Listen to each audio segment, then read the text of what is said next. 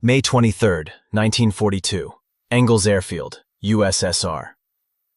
20-year-old Nadezhda Popova stood before a wooden biplane that looked older than she was. The Polikarpov Po-2, a training aircraft from 1928, was covered in fabric and plywood. Maximum speed, 93 miles per hour. Armament, none. Armor, none. Radio, none. "This is what you'll be flying against the Germans," announced Commander Yevdokia Bershanskaya, addressing the 200 young women assembled for morning inspection. Nadezhda exchanged glances with her friend Yekaterina Ryabova. Both were Komsomol members who had dreamed of flying since childhood. Both had volunteered at the recruitment office when the war began. But they'd imagined modern fighters and sleek bombers, not this crop duster that looked like a museum piece. What Nadezhda couldn't know that May morning was that within 3 years she would become the most accomplished female pilot in the history of the war, flying 852 combat missions. Her aircraft would be shot down 3 times. She would survive all 3.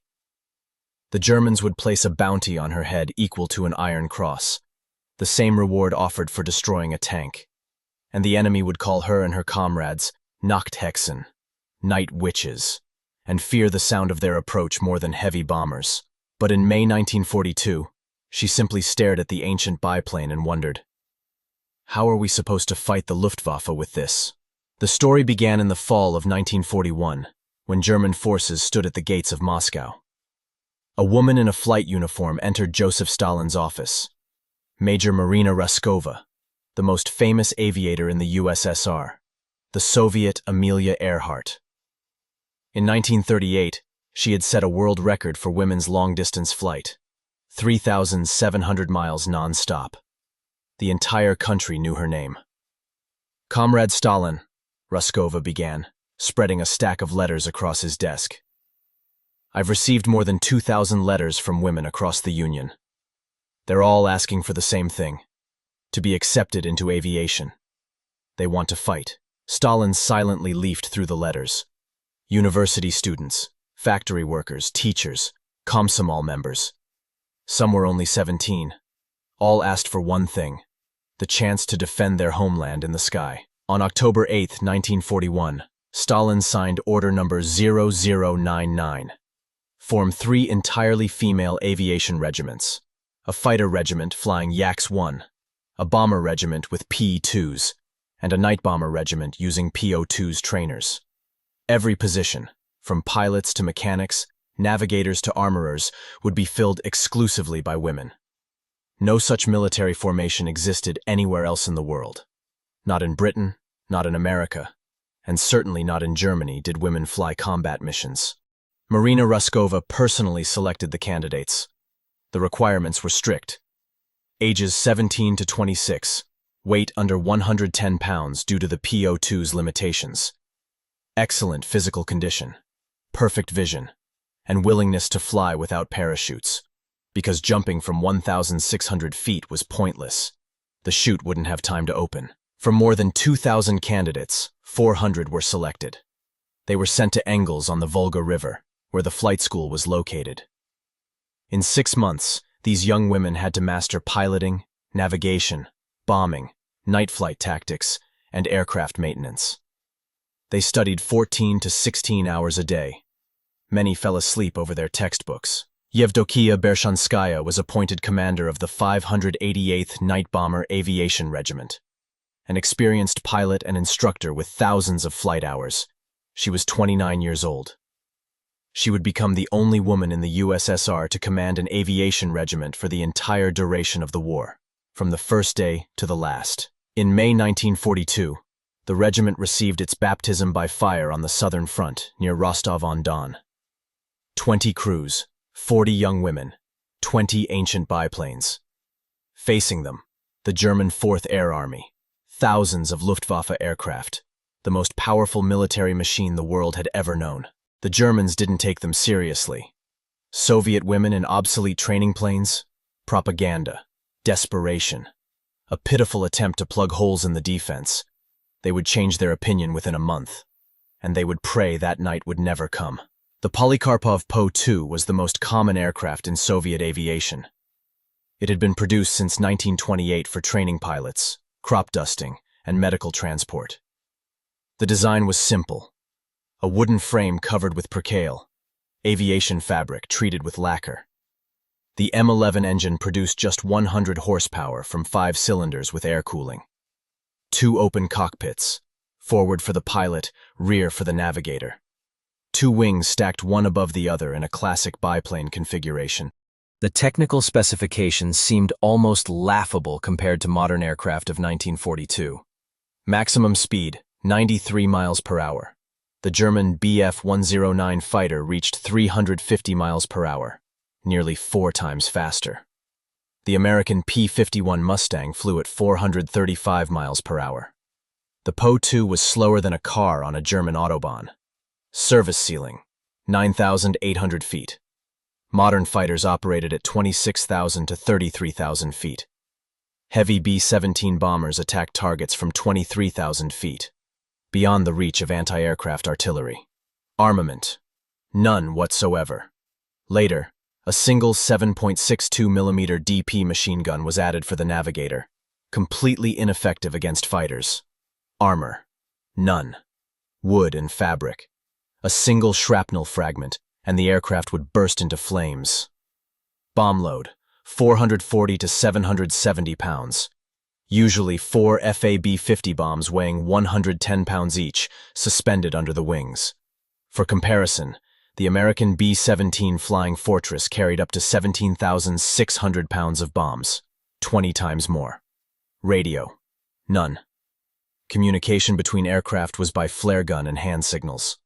Navigation equipment, compass, watch, and map. That's it. No radio altimeters, gyroscopes, or artificial horizons. Any military expert examining these specifications would say one thing: suicide. Sending young women against the Luftwaffe in such aircraft was simply a death sentence. But the Po-2 possessed qualities not reflected in the technical documentation. Qualities that would transform it into a weapon that inspired terror in the enemy. First, an impossibly slow speed for fighters.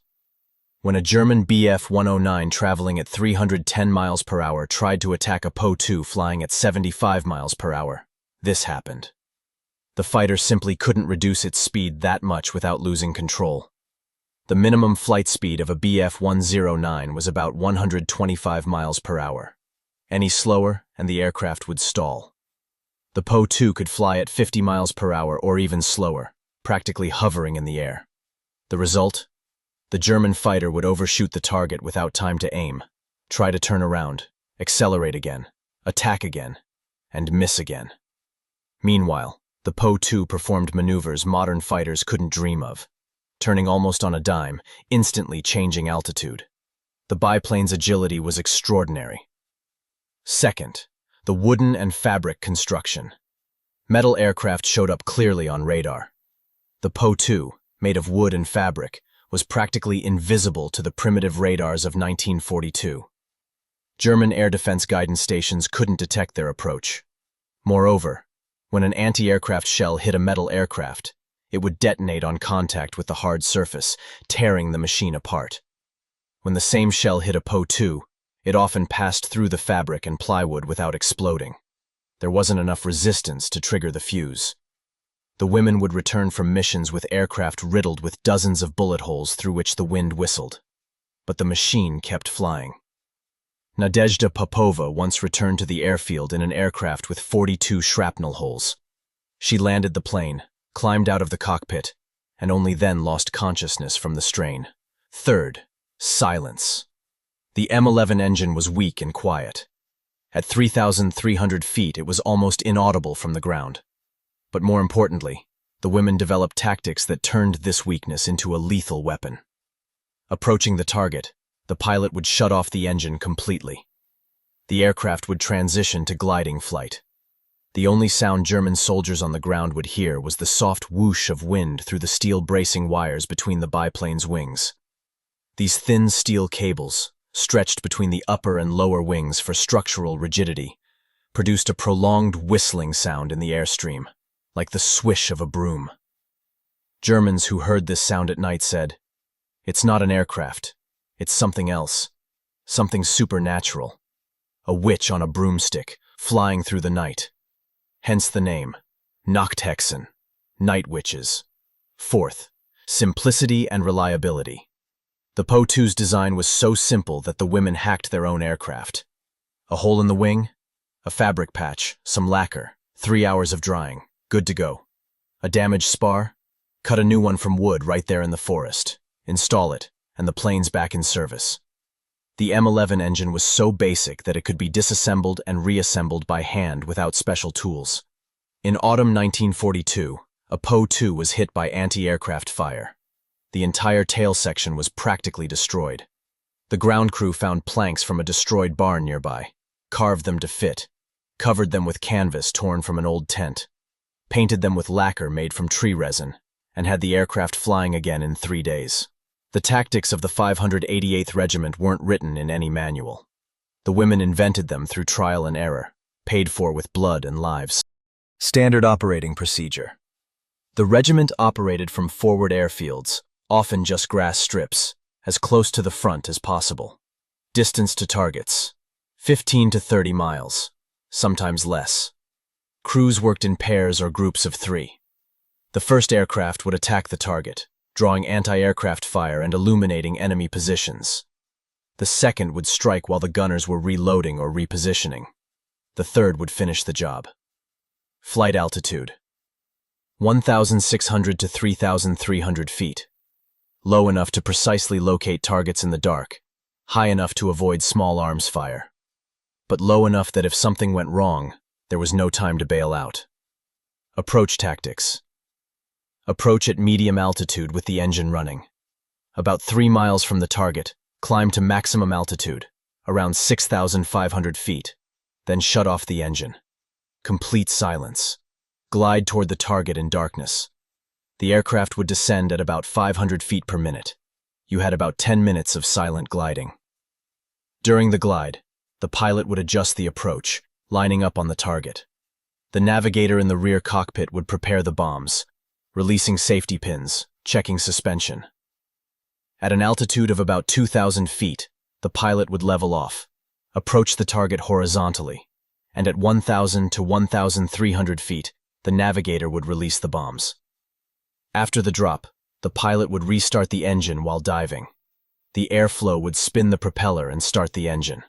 Full throttle. Escape at low altitude using terrain features for cover. Return to base. Reload, refuel, and do it all over again.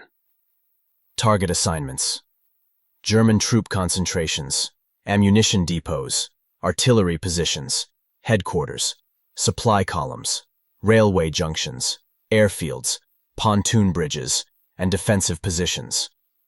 The effectiveness of small bombs might seem questionable, but night bombing had a devastating psychological effect. German soldiers couldn't sleep, knowing that at any moment bombs might fall from the darkness. Constant stress, fatigue, and nervous exhaustion degraded combat effectiveness more than the physical damage. A German soldier's diary from 1943, found after a battle. "We hate them more than anything else. They come every night. We don't sleep. We just wait for that sound, that cursed whistling. You know it's coming, but you can't see them, can't shoot them, can't do anything. You just lie there and wait to see if the bombs will hit you or your neighbor. I would rather face a tank attack than spend one more night listening to those witches." The intensity of operations was extreme. Standard: 8 to 10 sorties per night per crew. Time breakdown: flight to target, 20 to 30 minutes. Approach, attack, departure, 5 to 10 minutes. Return to airfield, 20 to 30 minutes. Reloading bombs, refueling, 10 to 15 minutes. Total: approximately 60 minutes per sortie. During a night, from 10 p.m. to 5 a.m., 7 hours. One crew could complete 7 to 8 sorties, sometimes more. The record: 18 sorties in a single night. Nadezhda Popova and her navigator, Yekaterina Ryabova, set this record in the summer of 1943 during battles on the Taman Peninsula. 18 times they took off, flew to German positions, attacked, returned, and took off again. By dawn, both could barely stand from exhaustion. Their mechanics wept from fatigue, hanging bombs with trembling hands. But the German positions were destroyed. The women slept 2 to 3 hours during the day, right on the grass beside their aircraft, covering themselves with parachutes for shade from the sun. They'd be woken at 8 p.m. to prepare for night missions. Combat operations began at 10 p.m. They lived this rhythm for months, for years. July 23, 1942, 2:30 a.m. Another attack on German positions near Rostov-on-Don. 12 aircraft, 24 women. Low clouds, poor visibility. But orders were orders. The Po-2 of Lieutenant Olga Sanfarova and her navigator Antonina Putilova approached the target first. Gliding with the engine off. Altitude 330 feet. Bombs away. Direct hit on a German ammunition depot. A massive explosion. The shockwave tossed the light Po-2 like a piece of kindling. The aircraft flipped over. Olga tried to level the plane, but the controls didn't respond. Part of the elevator had been torn away by the blast. The aircraft entered a spin. At 330 feet, they had no chance. The Po-2 crashed on German-held territory. Both women died instantly. They became the regiment's first casualties, but not the last. During the war, the 588th Regiment lost 32 aviators out of approximately 115 who served at various times. Loss rate, 27%.